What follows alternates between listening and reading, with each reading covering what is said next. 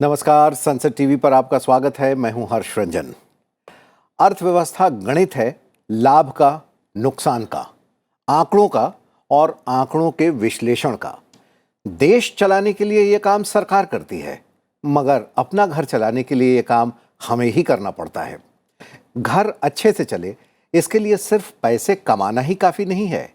कमाए हुए पैसे को भी काम पर लगाना पड़ता है, ताकि आपके साथ पैसे भी पैसे कमाएं।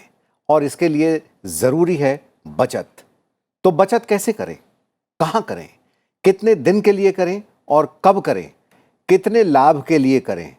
बचत करते समय लोभ पर कैसे विजय पाएं ताकि नुकसान ना हो, क्योंकि लाभ और लोभ में बहुत जरा सा फर्क है। लाभ सामान्य हो तो फायदा, लेकिन लाभ के चक्कर में जो लोग लोभ में फंस जाते हैं, उनका लाभ अधिकतर एक बड़े नुकसान में तब्दील हो जाता है। और आज अर्थनीति में चर्चा इसी बात पर कि लाभ और लोभ के बीच संतुलन कैसे बनाएं।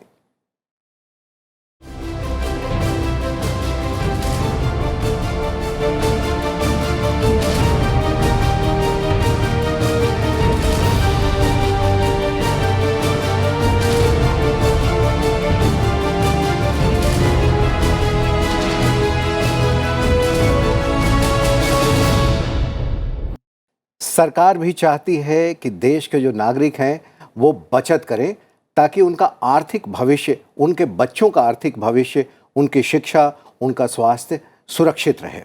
और यही वजह है कि हाल के दिनों में केंद्र ने छोटी बचत योजनाओं पर जो ब्याज की दरें हैं, उनमें काफ़ी इजाफा किया है। हमारे साथ दो मेहमान हैं इस पर चर्चा करने के लिए। हमारे साथ हैं A.S. भाल साहब। आप भारत सरकार के पूर्व प्रधान आर्थिक सलाहकार हैं।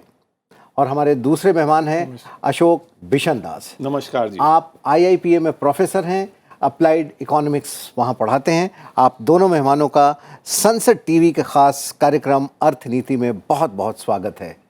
और जैसा कि हमने इंट्रोडक्शन दिया, आज का हमारा विषय ही है कि हम बचत कैसे करें, और सरकार ने छोटी बचत योजनाओं पर ब्याज की दरें बढ़ाई हैं। तो पहले हम देख लेते हैं ग्राफिक्स के माध्यम से कि आखिर ये छोटी बचत योजनाएं हैं क्या क्या।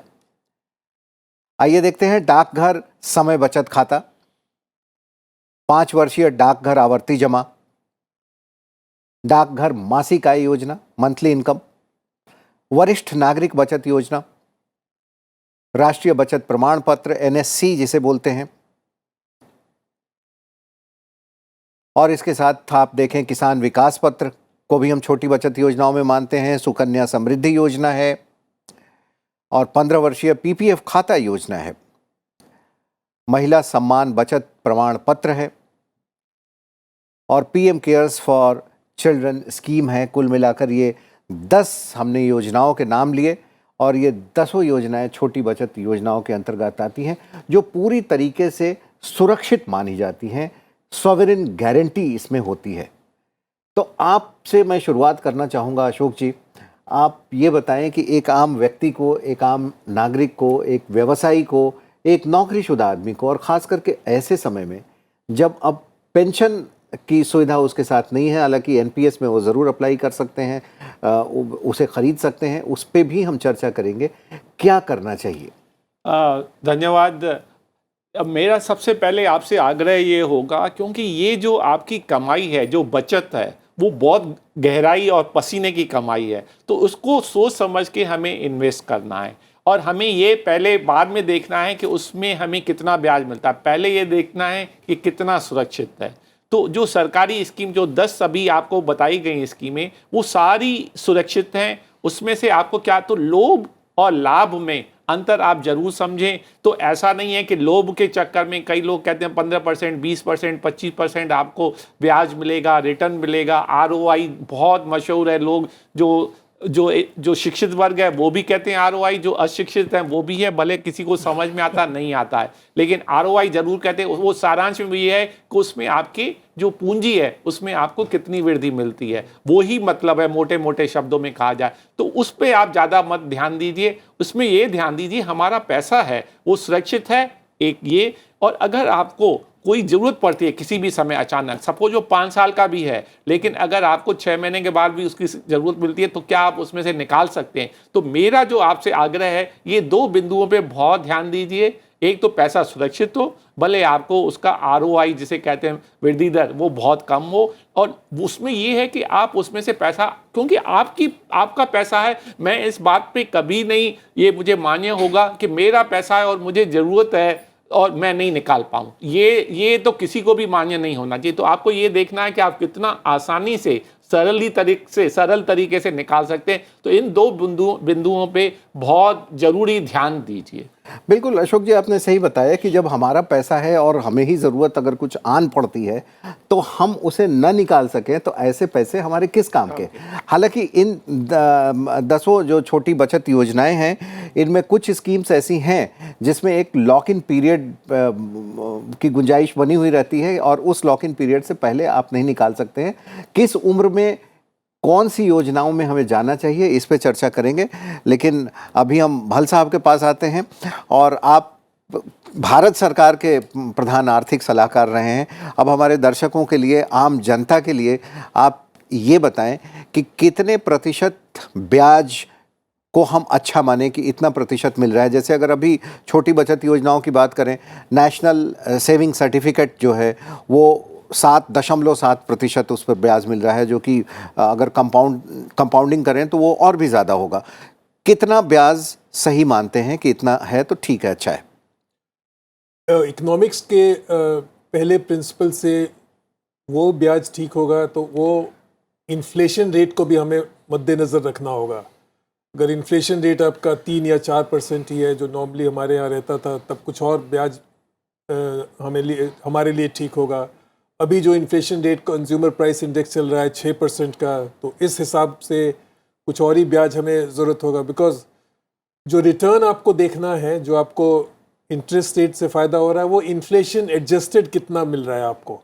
तो ये तो बहुत साधारण बात है। ज़्यादातर आप लोग जानते होंगे कि अगर इन्फ्लेशन रेट हाई है, अभी 5-6% चल रहा है, तो ब्याज आपको करीब 7.5-8% मिले तभी फ़ायदे का है।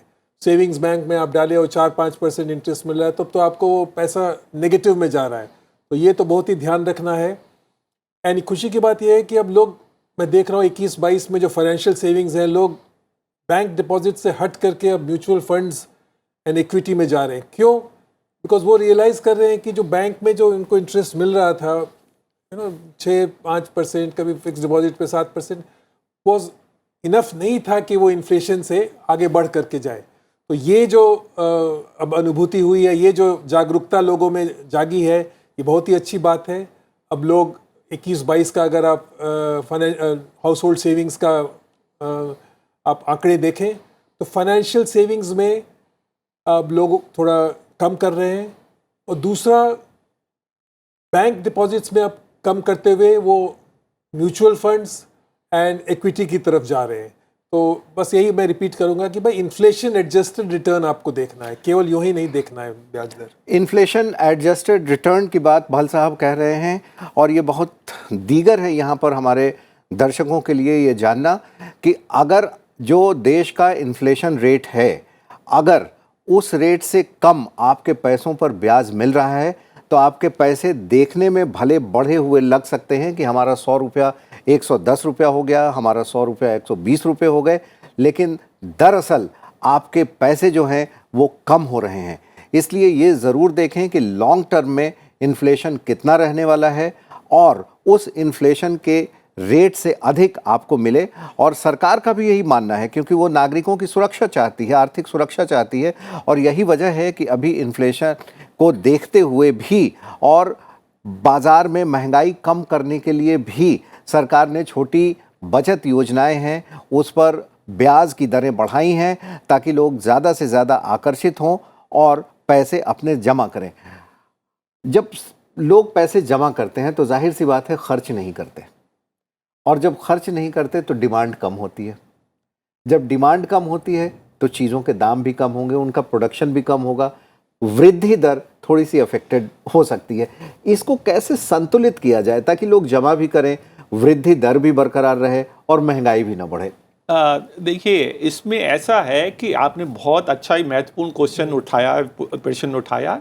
लेकिन अगर आप क्लासिकल मॉडलिंग देखेंगे तो पहले पुराने ज़माने में हमारा जो सेकंड 5 प्लान हैरो-डॉमर मॉडल था, तो उसमें था भाई ग्रोथ और जो सेविंग है, growth is equal to growth इसके बराबर है सेविंग, और उसके नीचे आईकॉर होता था। सारांश में ये है कि अगर आपकी अर्थव्यवस्था की ग्रोथ, उसकी वृद्धि चाहिए तो आपको सेविंग चाहिए, और सेविंग का मतलब आपकी जो बचत है वो निवेश में चली जाती है, और जो निवेश है उससे आपकी जो जॉब्स हैं वो क्रिएट होती हैं और डिमांड क्रिएट होती है, और जो फैक्ट्रियों की हमारी क्षमता है वो क्रिएट होती है, और जो लेबर है उसकी जो उत्पादकता वो सब बढ़ती है। उससे क्या है, रचनात्मक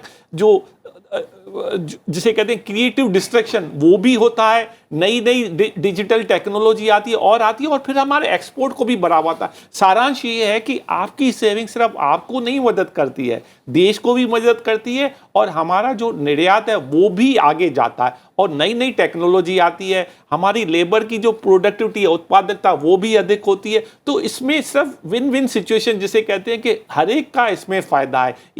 एक जो सामान्य नागरिक है उसका फायदा है, सोसाइटी का फायदा है, अर्थव्यवस्था का फायदा है, और हमारे देश का फायदा, और उससे हम निर्यात करते हैं तो हमारी जो इंटरनेशनल हमारी साख है वो भी बढ़ती है। तो ये सारा, और जैसे अगर आप देखें तो हमारे प्रधानमंत्री ने ये भी कहा था कि 2047 तक हमें विकसित देश होना है। तो विकसित देश के लिए क्या क्या चाहिए, आपको निवेश तो चाहिए ही, और निवेश तो तभी होगा जब कोई सेविंग होगी।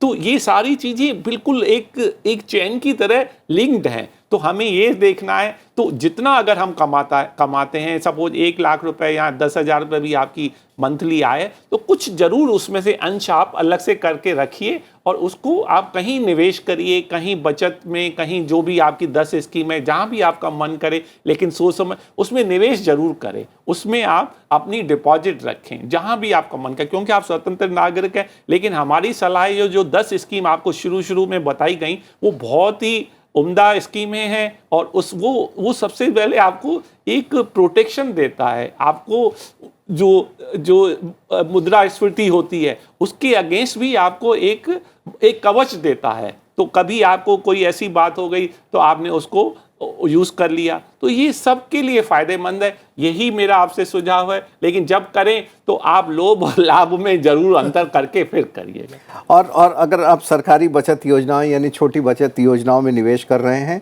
तो आपको ये फ़र्क करने की भी ज़रूरत नहीं है, क्योंकि वहाँ लोभ की कोई गुंजाइश नहीं है, सिर्फ लाभ ही लाभ है। और अशोक जी ने एक बड़ी इंपॉर्टेंट बात कही अभिभल साहब कि निवेश भी ज़रूरी है, और जब भारत की यही खासियत है आज की डेट में, जब दुनिया में एक तरीके से कहें कि थोड़ा मंदी का माहौल सा बना हुआ है, यूरोपीय देशों की हालत ख़राब है, अमेरिका की हालत ख़राब है, इतने रेट ऑफ इंटरेस्ट बढ़ाने पड़ रहे हैं यूएस फेडरल को, महंगाई हर जगह है, ऐसे में भारत को आर्थिक तौर पर चमकता सितारा भी कहा जा रहा है। शायद उसकी वजह यह है कि जो विदेशी निवेश है, एफपीआईज हैं, वो तो कर ही रहे हैं, साथ में हमारी जो डोमेस्टिक निवेश की आदत है, 140 करोड़ की जनता है, थोड़े थोड़े निवेश से भी सरकार के पास एक बड़ा निवेश उपलब्ध हो जाता है, जिसका इस्तेमाल देश के संसाधन को बढ़ाने में किया जाता है। और इस बार के बजट में भी हम लोगों ने देखा कि किस तरीके से इंफ्रास्ट्रक्चर डेवलपमेंट पे सरकार का विशेष ध्यान है। आपको क्या लगता है कि ये ब्याज की दरें छोटी बचत योजनाओं पे बढ़ाने से जाहिराना तौर पर लोग आकर्षित होंगे, ज़्यादा करेंगे? आप सरकार में रहे हुए हैं, सरकार उस पैसे का इस्तेमाल कहाँ पर, कैसे, कितने समय के लिए कर सकती है? तो आपने बहुत ही अच्छा मुद्दा उठाया, मैं थोड़ा विस्तार से समझाऊंगा। भारत में सेविंग्स रेट 2004 और 11 के बीच में काफ़ी हाई रही, और उसी समय हमारा गोल्डन पीरियड रहा ग्रोथ का। We were growing at about 9% on an average. तो ये सेविंग्स इंडियन इकॉनमी की ये स्ट्रेंथ रही है कि हमारे डोमेस्टिक सेविंग्स काफ़ी रहती है, as opposed to America. America में तो लोग सेव ही नहीं करते, बट हमारे यहाँ लोग ने सेव किया, खासकर 2004 से 11 तक। अब हमारी डोमेस्टिक सेविंग्स करीब 37% हो गई थी जीडीपी की 2010 से 11 में, and through out this period, जैसे प्रोफेसर साहब बोल रहे थे कि वो सेविंग्स इन्वेस्टमेंट पे बदल जाता है और based on the capital output ratio हमारी ग्रोथ होती है। एंड एक चीज़ और मैं बताना चाहूँगा, आपने अच्छा पूछा था, एक इकोनॉमिक्स में कॉन्सेप्ट होता है तो कहते हैं फैलेसी ऑफ कॉम्पोजिशन। अगर एक आदमी सेव कर रहा है तो अच्छा है, और सारी जनता ही पूरा सेव करने लगी तब मुश्किल हो जाएगी, तब वो निवेश में कहाँ जाएगा, इन्वेस्टमेंट कहाँ होगा। एक इकोनॉमिक्स की बहुत पर्टिकुलर फर्स्ट प्रिंसिपल्स में कहते हैं फैलेसी ऑफ कॉम्पोजिशन। तो एक बंदा सेव कर रहा है तो अच्छा, सब लोग ही सब सेव करने लगे, उसे खर्च ना करें, then that is not good for the economy. जो भी हमारी सेविंग्स होती है, it has to, as professor साहब ने कहा, it has to translate into investment. And जो आप पूछ रहे हैं कि अभी इंटरेस्ट रेट बढ़ाया गया, तो ऑब्वियसली उसका डायरेक्ट रिलेशनशिप होगा कि लोग की सेविंग्स बढ़ेंगी। पर फिर अगेन मैं ये भी बोलना चाह रहा हूँ कि 2021-22 में फाइनेंशियल सेविंग्स हमारी बैंक डिपॉजिट्स ये सब से हट करके इक्विटी कल्चर हमारे यहाँ बढ़ रहा है, म्यूचुअल फंड्स में जा रहा है, उस वो भी हमें ध्यान रखना होगा। But there is no denying कि अगर इंटरेस्ट रेट स्मॉल सेविंग्स में बढ़ेगा तो हमारी सेविंग्स बढ़ेंगी उसमें। ये बात एक बहुत महत्वपूर्ण बात है कि वो कहते हैं ना कि अपने सारे अंडे को एक ही बास्केट में नहीं रखना चाहिए, अलग अलग रखना चाहिए। और बचपन में मुझे याद है, जब मैं शायद स्कूल में पढ़ता हूँगा, पिताजी कुछ पैसे देते थे तो हमेशा ये भी सलाह देते थे कि कुछ पैसे इस जेब में, कुछ पैसे नीचे की जेब में रखिए, ताकि वो डाइवर्सिफाइड रहे कि अगर एक जेब कट जाए तो घर आने के लिए दूसरे जेब के पैसे ही हैं। और इकोनॉमिक्स में और इन्वेस्टमेंट में भी ये बड़ा काम आता है कि आप अपने सारे निवेश को उठाकर एक ही जगह नहीं डालें। आप से हम जानना चाहेंगे कि निवेश कहाँ कितना करें। अगर कोई 30 वर्ष की आयु में कर रहा है तो जाहिर सी बात है उसके निवेश का पैटर्न जो 50-55 साल के लोग हैं उनसे बिल्कुल अलग होगा, क्योंकि उनके पास टेन्योर लंबा है। क्योंकि हम प्लानिंग करते हैं पोस्ट रिटायरमेंट की, जब जॉब हम नहीं कर रहे होंगे तो हमारे पास कुछ आय के साधन बने रहें। तो कितना प्रतिशत कहाँ करना चाहिए, इक्विटी में, म्यूचुअल फंड्स में, इस तरीके की सरकारी छोटी बचत योजनाओं में? हाँ, ये डाइवर्सिफाइड पोर्टफोलियो तो ये बहुत ही, ये तो समय से बिल्कुल टाइम टेस्टेड है कि आप डाइवर्सिफाइड पोर्टफोलियो में रखिए। तो कुछ अंश आप अपना जो 10 स्कीमें बताई उसमें देखिए। और जो यंग लोग हैं, जो 30, 35, 40 तक हैं, उनकी रिक्वायरमेंट थोड़ी अलग होती है, क्योंकि उनको इमीडिएटली उसको खर्च करने की आवश्यकता की संभावना की जो प्रबलता है वो कम है, इसलिए वो लंबे समय तक अपने लॉक इन पीरियड में जा सकते हैं। जैसे अगर आप 50 क्रॉस कर गए, 55 क्रॉस कर गए, तो कहीं जो माता पिता वृद्ध हो जाते हैं और बच्चों की शादियां हैं और भी इस तरह की जो पर्सनल चीज़ों की वजह से आपको एक अचानक पैसों की ज़रूरत पड़ सकती है और वो निकालने में आपको थोड़ा समय भी लग सकता है। इसलिए वो सोच समझ के, क्योंकि अगर आप जब यंग एज पे हैं तो आप लॉन्ग टर्म इन्वेस्टमेंट सोच सकते हैं। और जब जैसे जैसे आपकी एज 60 साल के नज़दीक आती जाती है तो क्या आपको मकान भी देखना, आपने बच्चों की शादियां करानी है, बच्चों की जो बहुत सारी आपकी जिम्मेदारियां रहती हैं उनका निर्वाह करना होता है। तो इसलिए उसकी जो ड्यूरेशन है, जो उसका लॉक इन पीरियड है, वो कम रखिए। और मैं हमेशा यही कहूँगा, जो ये 10 स्कीम बताई गई उसमें तो कोई लोभ की बात नहीं है, लेकिन और है जैसे म्यूचुअल में, फिर भी म्यूचुअल फंड है उसमें कुछ भी कहिए, भले उसमें रिटर्न आपको ज़्यादा आता है लेकिन रिस्क ज़्यादा, उसमें थोड़ी सी इन जो 10 स्कीमों के तुलना में उसमें रिस्क थोड़ी ज़्यादा है। तो ये हमेशा ट्रेड ऑफ रहता है, जितना आपको रिस्क ज़्यादा होगा उतना रिटर्न भी ज़्यादा होता है, लेकिन आपको एक उसमें संतुलन बनाए रखना है। तो ये डिपेंड करता है कि आप कितनी रिस्क लेने होते हैं। एक सबके लिए एक सामान्य नियम नहीं बन सकता है, वो आपकी मेंटलिटी के ऊपर है, आपकी कितनी आय है उसके ऊपर डिपेंड करता है। और अगर आप सरकारी महकमे में काम करते हैं या आपकी लिमिटेड इनकम है तो मैं उसमें ये कहूँगा कि आप उसमें ज़्यादा लोभ मत करिए, ज़्यादा रिस्क मत लीजिए। लेकिन कोई प्राइवेट सेक्टर में या मल्टीनेशनल में, क्योंकि उनकी आय बहुत ज़्यादा होती है तो वो ज़्यादा रिस्क लेने में सक्षम भी है।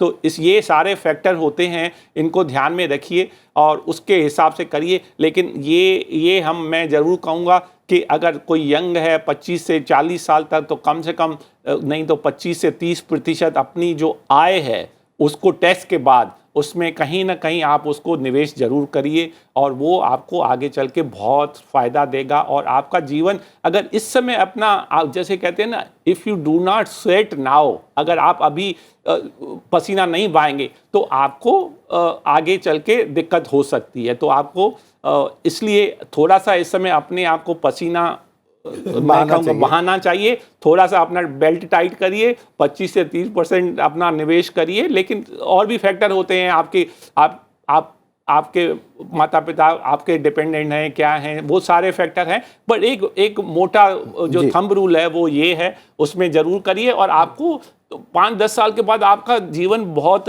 फाइनेंशियल मैटर में बहुत आसान हो जाएगा। एक कॉन्फिडेंस देता है, एक सुकून देता है, है और आपको एक यस, जैसे आपने कहा, आपको अपने आप में बड़ा भरोसा रहेगा कि चलो कुछ नहीं है तो मेरा ये सेविंग तो है ही। और ये मैं पूछने ही वाला था कि अपनी कमाई का कितना प्रतिशत हिस्सा हम लगाएं, और आपने इस सवाल का जवाब दे ही दिया कि 25 से 30% लगाना चाहिए। यानी कि हमारी कमाई कितनी है ये महत्वपूर्ण नहीं है। 100 रुपये हो सकती है, 10,000 हो सकती है, 10 लाख हो सकती है, लेकिन अपनी कमाई का 25 से 30% हिस्सा अगर हम सुरक्षित निवेश में करते हैं तो ये हमारे भविष्य के लिए अच्छा रहेगा।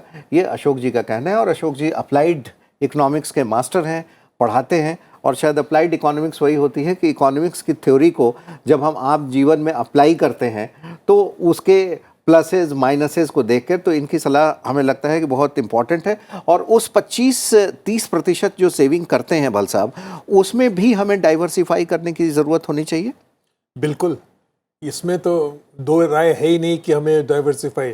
सी, रिस्क रिटर्न का तो ट्रेड ऑफ है। तो कुछ 25% में आई विल से 10 से 15% बिल्कुल सेफ स्कीम्स में रखें, सरकारी स्कीम में रखें। कुछ 5-6% आप म्यूचुअल फंड्स में डालें। और अगर आपकी रिस्क एपिटाइट उससे भी ज़्यादा है, आपके पास लगता है कि आप उसको हार करके भी, मैंने पैसे नुकसान हो करके भी आप रह सकते हैं, तब आई विल सजेस्ट कि इक्विटी में भी आप 5-6% डालें। बिकॉज रिटर्न तो भाई वो कहते हैं जो higher the risk higher the return. तो ये भी आपको ध्यान रखना है कि केवल, ये तो बहुत अच्छी बात है कि आप सुरक्षित रहें, ध्यान रखें, बट अभी अगर आप यंग हो, थोड़ा आपकी रिस्क एपिटाइट ज़्यादा है, तो मैं ये भी सजेस्ट करूँगा कि इंडिया स्टॉक मार्केट देखिए, कोरोना के समय भी अच्छे से बढ़ा, लोगों ने थोड़े बहुत पैसे भी कमाए। और सिर्फ डोमेस्टिक ही नहीं, विदेशों पोर्टफोलियो इन्वेस्टर्स का भी भारत के इक्विटी मार्केट पे, यहाँ के डेट मार्केट पे भरोसा बढ़ा है। और यही वजह है कि जैसे मुझे, अगर मैं आंकड़े सही बता रहा हूँ तो फरवरी के महीने में फॉरेन पोर्टफोलियो इन्वेस्टर्स ने 4,000 करोड़ रुपए इंडियन इक्विटी मार्केट में इन्वेस्ट किए हैं। तो ये एक अच्छी चीज़ है और यही वजह है कि दुनिया के दूसरे देशों की बजाय हमारे भारत की इकॉनमी बेहतर है और दूसरे देश हम पर भरोसा कर रहे हैं। अभी थोड़ी देर पहले एक बात हो रही थी और ये हो रही थी कि भारत में जो बचत योजनाएं हैं और जो लोग बचत करने की प्रवृत्ति है वो दूसरे देशों के मुकाबले कहीं ज़्यादा है। 37% तक आपने बताया कि ये है। और ये यहाँ जानना ज़रूरी हो जाता है कि आखिर भारत में ऐसा क्यों है, अमेरिका और यूरोप में क्यों नहीं है। शायद इसकी वजह ये हो सकती है कि वहाँ इंश्योरेंस, चाहे वो हेल्थ इंश्योरेंस हो या लाइफ इंश्योरेंस हो या सोशल गारंटी स्कीम्स हो सरकार की, वो है। इस वजह से लोग ज़रूरी नहीं समझते हैं कि हम पैसे बचाएं। जो पैसे बचते भी हैं लोग घूमने फिरने पे खर्च कर देते हैं। इससे बात निकलती है इंश्योरेंस की। आज से अगर 30-35 वर्ष पहले मैं याद करूं तो इंश्योरेंस को लेकर इतनी भी जागरूकता नहीं थी जितनी आज है। हालांकि आज भी इंश्योरेंस को लेकर बहुत कम लोग जागरूक हैं, बहुत कम लोग अपने को इंश्योर कराते हैं। इंश्योरेंस के बारे में आप क्या सलाह देना चाहेंगे निवेशकों को, चाहे वो लाइफ इंश्योरेंस हो चाहे वो मेडिकल इंश्योरेंस हो? देखिए, ऐसा है कि अगर आप सरकारी महकमे में हैं तो मैं मेडिकल इंश्योरेंस में ज़्यादा तवज्जो नहीं दूंगा, क्योंकि सरकार, खास करके जो सरकारी नौकरी, उसमें सरकार के यहाँ ऐसे प्रावधान हैं कि वो ही करती है। तो मुझे नहीं लगता है कि वो ज़्यादा फायदेमंद है। लेकिन आपको अपने व्यवसाय के ऊपर देखना, अगर आप प्राइवेट व्यवसाय कर रहे हैं तो ज़रूर मेडिकल इंश्योरेंस कराइए, क्योंकि आजकल मेडिकल इंश्योरेंस अच्छी क्वालिटी वाला, वो उसमें थोड़े पैसे लग जाते हैं, लेकिन वो हर एक के लिए अलग अलग है। और इंश्योरेंस और बचत वो दोनों एक दूसरे के सब्स्टिट्यूट नहीं है। दोनों, ऐसा नहीं सोचिए कि अगर मैंने इंश्योरेंस करा लिया तो मुझे बचत जो है 10 स्कीमें जो बताई हैं और भी हैं उसमें मेरे को वो म्यूचुअली एक्सक्लूसिव नहीं है, ना वो एक दूसरे का पूरक है। तो इंश्योरेंस का अपना रोल है और जो लाइफ इंश्योरेंस है वो बहुत ज़रूरी है, क्योंकि लाइफ का कोई भरोसा नहीं है। अगर आप स्वस्थ भी हैं तो खुदा न करे कोई एक्सीडेंट हो गया, और होते रहते हैं, आप देखते रहते हैं अखबारों में, तो वो एक संभावना की प्रबलता भले ही कम है, लेकिन उस संभावना की जो भी प्रबलता है उसको तो आपको कवर करना ही है। As a rational person, as a logical person, जो तर्क संगत अगर आप व्यक्ति हैं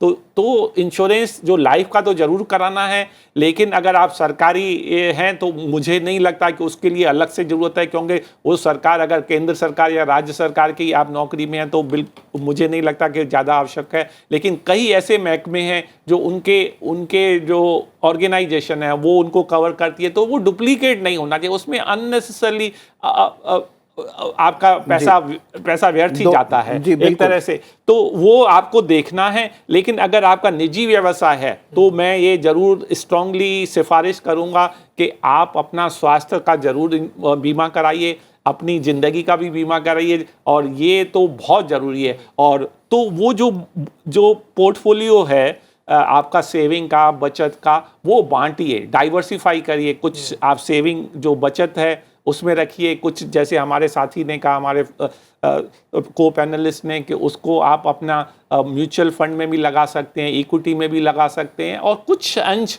आप अपना इंश्योरेंस में करिए। और जैसे इंश्योरेंस में हमारे महोदय जी ने कहा कि इंश्योरेंस 2 तरह के हो सकते हैं, एक लाइफ का, एक मेडिकल का, तो सभी को बांट के करिए, बट ताकि उसमें आपका कवरेज अच्छा होगा और आप हमेशा विन विन वाली सिचुएशन में रहेंगे। और इसमें एक बहुत खास बात यह है कि लाइफ इंश्योरेंस की भी बात जब हम करते हैं भल साहब, तो 2 तरीके के लाइफ इंश्योरेंस होते हैं। एक टर्म इंश्योरेंस होता है, एक कोई मनी बैक होता है, जिसमें अक्सर इंश्योरेंस एजेंट आके हमसे कहते हैं कि भाई आप ये इंश्योरेंस करा लीजिए, 5 लाख का इंश्योरेंस होगा और 20 साल 25 साल बाद आपको इतने पैसे मिल जाएंगे। जहां तक मैंने देखा है, इंश्योरेंस को और इन्वेस्टमेंट को मिक्स करना, मर्ज करना बहुत ही खतरनाक साबित होता है। उसमें ना आप ठीक तरीके से इंश्योर हो पाते हैं, ना ठीक तरीके से आपका इन्वेस्टमेंट ही हो सकता है।